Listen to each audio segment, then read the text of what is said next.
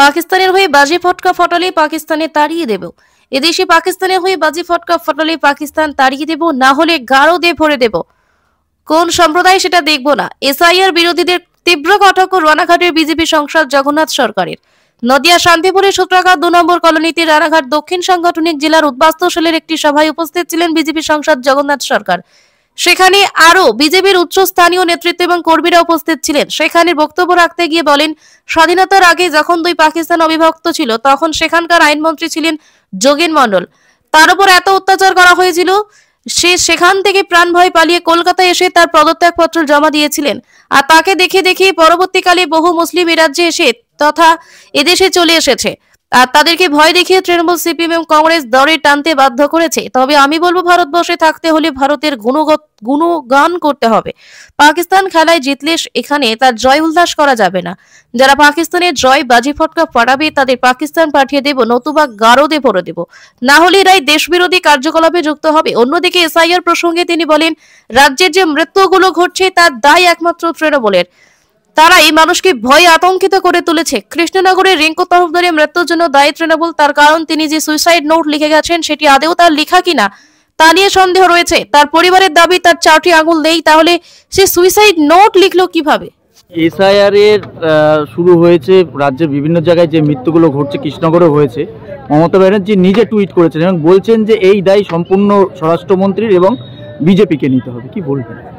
কোথায় এসআইআর ভয়ে মৃত্যু হচ্ছে? সব পশ্চিম বাংলায় হচ্ছে। এর পেছনে দেখতে হবে কেন মরলো, তাকে কে চাপ সৃষ্টি করলো অবৈধ ভোটার তালিকায় নাম তোলার জন্য, তার ভয় দেখিয়েছে কিনা সেটা ব্যাপার হতে পারে। মৃত্যুর কারণ তৃণমূল ছাড়া আর কেউ নয়। এসে এত ভয় কিসের? আপনারা বলছেন ভয়ের কিছু নেই। ভয়েরটা কি আছে? কাজ করবে, সারা দেশেই কাজ চলছে, এখানে কাজের চাপও হতে পারে না, কোনো চাপ নেই। চাপ যেটা থাকবে, তৃণমূল অবৈধ চাপ দিচ্ছে। অনেক বিএলও সত্যিকারের সাহস করে বলে দিয়েছে, কেউ অ্যারেস্টও হয়েছে, তৃণমূলের নেতারাই অ্যারেস্ট হচ্ছে। তাই এর পেছনে মৃত্যুর কারণ তৃণমূল ছাড়া আর কেউ না। কৃষ্ণনগরের রিঙ্কু তরফদারের মৃত্যু নিয়ে কি বলবেন? রিঙ্কু তরফদারের মৃত্যু তৃণমূল।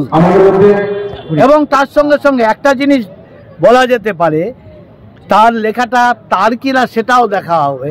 এর পেছনে আমরা অতি কিছুদিন আগেই দেখেছি, যার 4টে আঙুল নাই লিখতে পারে না, বাড়ির লোক বলছে তার আঙুল নাই লিখতে পারে না, তার মেয়ে বলছে, অর্থাৎ তারও নামে দেখা গেল যে সুসাইড নোট পাওয়া যাচ্ছে। অর্থাৎ এটাও তার লেখা নয়, এটা আমার বিশ্বাস। আপনি যখন কৃষ্ণগঞ্জে জয়েনিং করাচ্ছেন বিজেপিতে, তখনই আপনারই সাংসদ জায়গা নবদ্বীপ, সেখানে বিজেপি ছেড়ে তৃণমূলে যোগদান করছেন। কি বলবেন? দেখুন, আদৌ বিজেপি ছেড়ে কেউ তৃণমূলে যায়নি, এটা নিশ্চিত আমি 200%। ঠিক আছে। আচ্ছা, আরেকটা জিনিস প্রশ্ন, যে গতকাল শান্তিপুর থানায় একটি বিক্ষোভ হয়েছে, সেই বিক্ষোভে দক্ষিণ সাংগঠনিক জেলার সম্মানীয় সভানেত্রী, সেই বিক্ষোভে দেখা গেছে যে আপনাদের দলের চঞ্চল চক্রবর্তী তার তত্ত্বাবধানে হয়েছে, শান্তিপুরের কোনো সংগঠনের কর্মীরা সেখানে উপস্থিত ছিল না। তাহলে কি এটা গোষ্ঠীদ্বন্দ্ব প্রকাশ? না, গোষ্ঠীদ্বন্দ্বের কি আছে? যারা জেনেছে তারা গেছে, সকলে জানে, হঠাৎ করে সিদ্ধান্ত নিয়েছে, এটাই তার ব্যাপার।